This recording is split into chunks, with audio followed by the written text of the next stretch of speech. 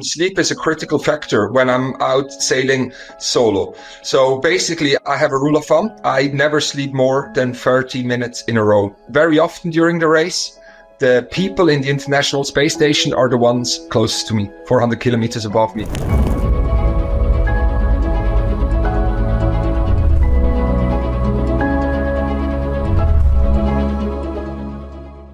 So welcome to the Longevity Code podcast, which is a podcast of the Longevity Center in Switzerland. My name is Dr. Anna Erat. I'm the medical director here, and I had the pleasure in the first episode to welcome the founder and the co-founder of the Longevity Center, namely Mrs. Joanna Bench and Prince Michael of Liechtenstein. And today I have the great honor to welcome Oliver Heer to the podcast. Welcome, Oliver. It's such a pleasure to have you here today. It's a pleasure being on air with you, Anna. Thank you very much for the invitation.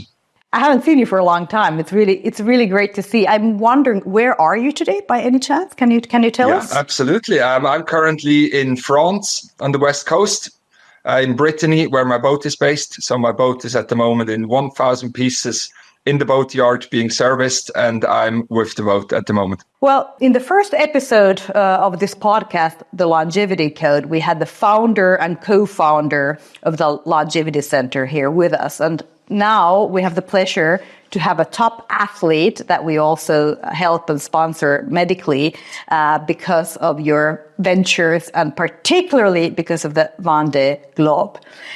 Vendée Globe is a race which is considered the toughest sailing race in the world. It's nicknamed the Everest of the seas. What made you start sailing, and what in the world brought you to participate as a Swiss representative in this race? It's a very good question, because when you grow up in Switzerland, becoming a professional sailor and ending up sailing nonstop solo once around the world is not the obvious choice of profession. But I've always been sailing my whole life. The first time I sailed a boat on my own solo was when I was 5 years old on the Lake of Zurich. My father put me in a little sailing dinghy, gave me a push, and I did my first rounds on my own on the Lake of Zurich. And really from that moment onwards, the spark had me, and I loved sailing. But when I was young, as a teenager and in my early 20s, I was a very competitive sailor. I competed in multiple world championships and things, but always as a hobby. I was very competitive and eager student, and I had quite a good or steep business career, corporate career ahead of me. But then pretty much 10 years ago, my father passed away very suddenly at the age of 52 with a heart attack. And it kind of made me think a little bit or reconsider my choices. And I asked myself, do I really want to spend the next 45 years in an office doing a job that I maybe not fully 100% love? And I think once you ask yourself this question, it's almost too late. So very shortly afterwards, I quit my job in Zurich. I put my suit and my ties into the wardrobe, and I moved to England to try and become a professional sailor and follow my dream, and it worked out. I had quite a steep career. I ended up in some of the biggest offshore racing campaigns in the world, and about 2 years ago I decided to campaign or set up my own campaign to take part in the Vendée Globe 2024, which will start on the 10th of November this year. And this race takes place every 4 years. It's not a very frequent regatta or race. So how do you qualify for such a race? Yeah, exactly. I mean, qualification criteria it's quite tough, and the preparation for such a race is quite hard. And the reason for it being, if anyone was able to take part in, I think the whole endeavor would be too risky, too dangerous. So we spend a lot of time preparing the boat, preparing yourself for such a challenge. And the qualification happens. You basically have two opportunities to qualify for the Vendée Globe. Each of these opportunities is a transatlantic race solo, one from Europe to the States and one from the States back to Europe. And you basically have to finish one of these races in a certain time and with a certain result. And then the Vendée Globe organizers, the race directors, they then get in touch with you and say, hey, Ollie, you have qualified to be in the next Vendée Globe. Amazing. Really, really amazing. We're so proud to be the medical sponsors in this venture. It's really... Yeah, and I appreciate your support for the campaign. Absolutely. Greatest pleasure. How do I know we already talked last year about the mental preparation, because you are out there alone. And again, this is like the Everest of the seas. It's like the toughest regatta in the world. How do you prepare mentally? How do you stay resilient? What about emotional well-being, both in the preparation and then also in the regatta? Yeah. No, you're right. The funny thing is that I don't think all the sailors, and now this year there are 40 of us taking the start line. I'm not sure if every one of these sailors is aware of how important the mental side of the game is. I am convinced that 90% of my performance is dependent on my mental state. Surely I need to be a good sailor and my boat needs to be ready and in good shape, etc. But the big difference will make will be my mental attitude towards this challenge, and that's why I work very closely together with a mental performance coach, Dr. Wolfgang Jenewein. He supports me in the preparation. So basically, what my ultimate aim is that I kind of put together a toolbox in my head with different tools that I can then use to analyze and alter my mental and emotional state when I'm on my own out there. The funny thing is, as you said, the race takes about 90 days to complete the lap of the planet. And in these 90 days, I don't see another single human being. Very often during the race, the people in the International Space Station are the ones closest to me, 400 kilometers above me. So we're really, truly isolated out there. But with some mental tricks, it does help. For instance, in terms of isolation, I never see myself as being lonely, because lonely is an emotional state. I only consider myself as being alone. Just because I am physically alone does not necessarily mean that I am that I have to feel lonely. Once you separate these two things, and nowadays a lot of people use them as synonyms, and they're actually very different things. One describes a physical state, the other thing describes a emotional state. And once you separate it, it becomes much easier, because I'm not lonely. I have a team in the background. I have sponsors in the background. I have social media followers. I have journalists calling me on my satellite phone to get an interview. When I cross the finish line, there's lots of media around. So I'm definitely not lonely. I might be alone and isolated, but not lonely. And when you separate this, it becomes much easier. Well, I promise you, we will be there all the way to cheer you through the race. I appreciate it. What do you think?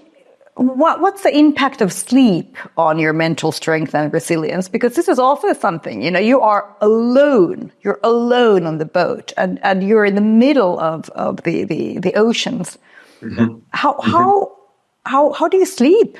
Because if you don't sleep at some point, obviously it will have a detrimental effect on your mental well-being. Oh, absolutely. Sleep is a critical factor when I'm out sailing solo. So basically, I have a rule of thumb. I never sleep more than 30 minutes in a row. I still sleep 4 to 5 hours a day, but never more than 30 minutes in a row. The reason for it is 4 to 5 hours a day. 4 to 5. 4 to 5 hours a day, but never more than 30 minutes in a row. Reason for these 30 minutes is one is that I can quite easily predict my environment for the next 30 minutes. I have systems and technologies on the boat like radar that scan in a way the horizon, and I know that there are no ships that are about to collide with me. I know that the wind stays quite stable, the waves don't change too much in the next 30 minutes. So that's one reason. But the other reason is that whenever I sleep, my boat sails about 10% slower, and I am a very competitive and ambitious man, and I do not like my boat going 10% slower. So I try to keep sleep to a minimum. But having said that, you do reach these points where you get overly tired and it affects your ability to make decisions, for instance, or to assess risks or to assess options. If you're completely very, very tired, I turn into a 5-year-old. My mental state is like a toddler. And then I do realize every now and then that I have to accept these 10% loss of performance, but I need to get mentally fit again, and therefore I have to catch on some sleep. So it's always a trade-off in my sport. It certainly is. We work quite a lot also with Formula One drivers and other sportsmen. And we say that if you only sleep 5 hours a night, or when you're up for more than 20 hours, it's equal to having had a few drinks equaling 1 per mil in your blood. So clearly your cognitive abilities are affected, but as you say, it's really a trade-off, and that's very, very individual how much you can afford to compromise on that. What about this is a very personal question, but what about your emotional well-being? So I know you have a wonderful family cheering for you as well. How does it affect you to be away for 90 days? It's a good question. I don't think it affects me too much because I make it a very conscious decision. It's part of the challenge. It's not just something that happens beside everything else. Being isolated for 90 days is one of the main challenges. Even though I'm quite a communicative and extroverted person, and I do like social gatherings and I do like social interactions, I am quite happy when I'm on my own. And I think that's one crucial thing, that you are happy with yourself and in peace with yourself, that you can spend that much time on your own. But then also I have things like I do have a satellite connection. So if I'm really, I've got a bad moment, I'm a bit sad, I can talk to my wife or to my brother, for instance, and that helps. I also have a photo wall on the boat. So some of my favorite pictures, one from my wedding, one from my dog, one from my wife, my family, etc. That cheers me up as well. But then it's also looking at it a little bit rationally. You have to know or be aware of the fact that emotions can have a significant impact on how you perform overall. So it's very important for me to understand what kind of emotions I feel and my mental the status of my mental state in a very specific moment, but then also realizing why am I feeling that way, and as a third step, then being able to alter it. And that's one thing I'm working on with my mental performance coach to figure this out, even in high stress situations. So what do you do in extremely high stress situations? Let's say you are in an absolute danger zone where your adrenaline is up the roof. What do you do? Do you have a trick? There are multiple. There are multiple tricks that I apply. One of the most important things is that you give yourself some time and that you don't rush into things. Maybe as an example, when I try to sleep for 30 minutes, it can happen that if my pulse is high, over 75, it doesn't really matter how tired I am, I cannot fall asleep.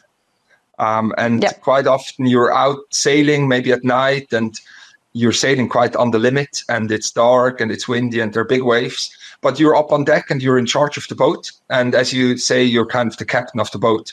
Your senses work in overdrive. You're at the limit, but you can manage. The moment you go inside the boat to get some rest, your senses don't work anymore. You lose reference points. It's very noisy inside my boat. It's almost 90 decibel loud. It's like the one big, it's like a musical instrument where you're inside, and it's a purely subjective change, but your mind goes crazy. Your brain screams at you that you now cannot go to sleep, and that you're about to kill yourself if you now close your eyes and just go off for 30 minutes. But what I learned also with my coach is that in these moments I close my eyes and I kind of go into a bird's eye perspective, and I observe how the boat sails for a couple of minutes. And I kind of then tell myself, look, Ollie. Yes, the clouds are dark and low, and it looks intimidating, but it's actually not too bad. And the boat's at the limit, but not over the limit. And I kind of just follow the boat around and observe how the boat is sailing. And in that way, I can get my pulse down. I can start to get relaxed. Once I feel inside that I'm now in a more relaxed state, I open my eyes, I do a quick scan, then I set my alarm clock for 30 minutes and I lie down and I fall asleep within 2 or 3 minutes. So there are lots of different tools that I apply to manage my stress levels, but also my adrenaline, etc. Have you ever measured or have you ever had an analysis about genetic analysis in regards to caffeine? And if you're a rapid metabolizer or a slow metabolizer of caffeine, how does caffeine and coffee obviously affect you? I do love coffee, especially when I'm on land. I drink multiple coffees a day. At sea, I have to be very careful. We never properly analyzed it, but I do know that I should take it very easy on caffeine because it gives you a massive high, which is great, but then it gives you a low. And the low is very difficult to manage if you're already on the limit. So I do drink a coffee probably once a day, but they're very weak coffees. And I never use coffee as a means to wake myself up because temporarily in the short term, it might be a good idea. But in the long term, you crash and then it's very difficult to get out of it, especially if the crash happens in a, unfavorable moment. And the same goes with a lot of sugars, actually. Yeah. I've got quite a sweet tooth. And I do like sugary bits, but I have to be careful not to get into a sugar high, quickly followed by a sugar crash. Yeah. Yeah, and particularly since when you're on land, you wake up and then you have the entire day, and then you go to sleep, and then you sleep through the night. But in your case, for 90 days, you have these intervals of sleeping. So you have to be extremely careful about your highs and lows. No, absolutely. And it's funny how when you're at sea after a while, the first couple of days are very difficult. The last couple of days get quite difficult. But in the middle, time just literally flies because you lose the concept of day and night. So there's also no point in me trying to have a breakfast, a lunch and a dinner. It kind of all merges into one and I eat whenever I can. So you're absolutely right. Looking after yourself is not easy, but also calorie intake, for instance, when it's cold and windy and I have a lot to do on the boat and I sleep very little, I have to consume up to 6,500 calories a day. And this in itself is a big challenge, to consume a steady amount of calories that you don't have to go for an afternoon nap immediately after your meal. Yet enough calories that you don't lose weight over 90 days or not too much weight over 90 days and that your energy levels stay high. So there's lots to manage, not just the boat. The boat is one thing, but managing myself is always a big challenge as well. As you know, one of the organs that uses the most energy is the brain. And during such a solo regatta, you really need your brain power. And so a lot of the energy goes into the brain rather than only into physical. I mean, of course, you do a lot physically as well, but it's really not to underestimate the impact that such a race has on your brain and the energy consumption. Yeah, absolutely. And every now and then you reach points of hallucinations. It's actually quite a frequent thing. I had it in 2022 when I did the transatlantic race solo from France to Guadeloupe. I was in the middle of the Atlantic. I was already sailing on my own for 10 days. I didn't sleep much for about 48 hours. And then I went to sleep in the middle of the night. I got up after 30 minutes. I decided to make myself a cup of coffee. And I made myself 2 cups of coffee because I was convinced I was still training and my training partner is on the boat. And you then suddenly realize you're in the middle of the Atlantic on your boat completely by yourself with 2 cups of coffee in your hand. So, and that's when I realized that I do have to slow down now and I do have to take some rest to get up to par, because in such a state, it gets dangerous and you're not performing anymore. So clearly, these kind of races are quite stressful for your body and for your mind, but you can learn a lot for real life on land, how to deal with stress, how to deal with emotions, how to help yourself cope in various situations. Because as we know, stress isn't always negative. You have eustress and de-stress, and some amount of stress, particularly eustress, can be very, very favorable as well, not only at sea, but also on land. So how do you translate everything you learn at sea to your everyday life on land? You mentioned at the beginning of our talk that the Vendée Globe is called the Everest of the Seas.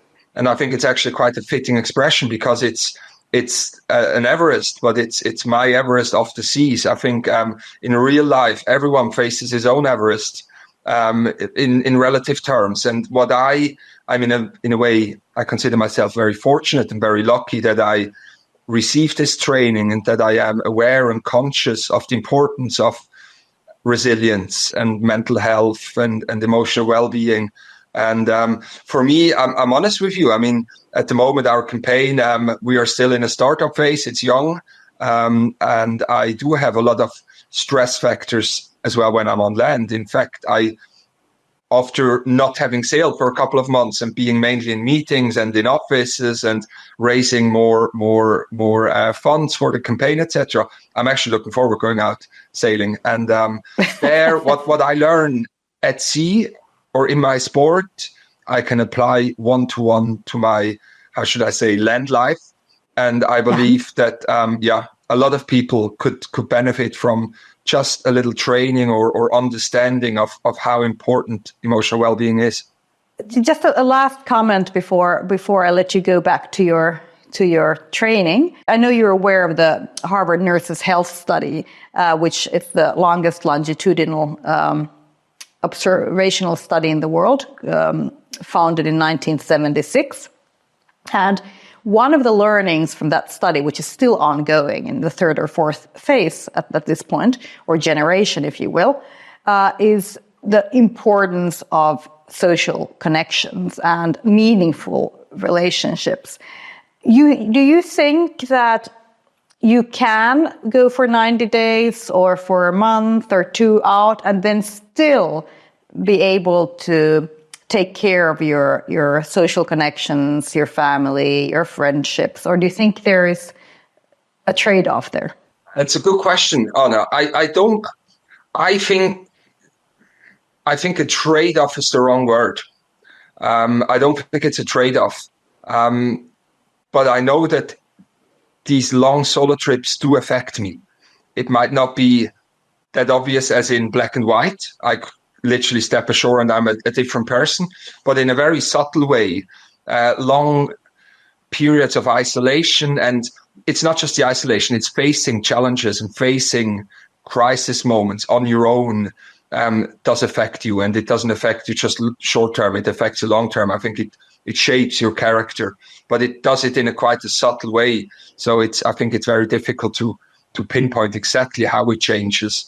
But as I mentioned earlier, it's for me, being isolated and doing these solo races, it's a very conscious thing I do. And I wish, or I very much hope, that it does not affect my social network too much. Yet I know that, for instance, for my some of my closest peers, it's harder than for me. My wife deals with it okay because she knows me and she's only ever known me as a sailor. My mom struggles in a way much more than I do. So in a way, I think my isolation and me being that far away for such a long time might actually has a greater impact on her than on me, which is a bit of a shame. But I try to really, and I also embrace my social connections before a race and after the race. It's very important to me. And in between, when I'm at sea, that's then just how life is, and I'll deal with it. But once I'm back on land, I do embrace my social connections again.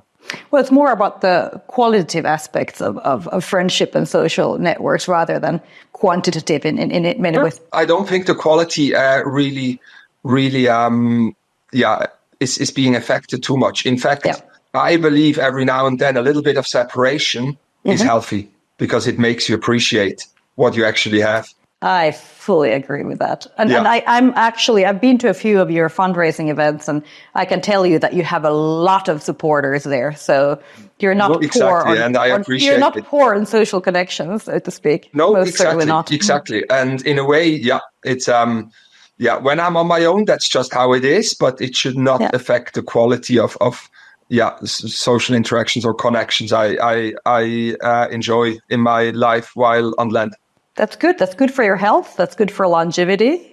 So on this note, be assured that we are with you all the way through. And if you have a really lonely night, we are here for you. Just remember that. We're really here all the way to cheer for you. Perfect. I hope you come home safely and quickly.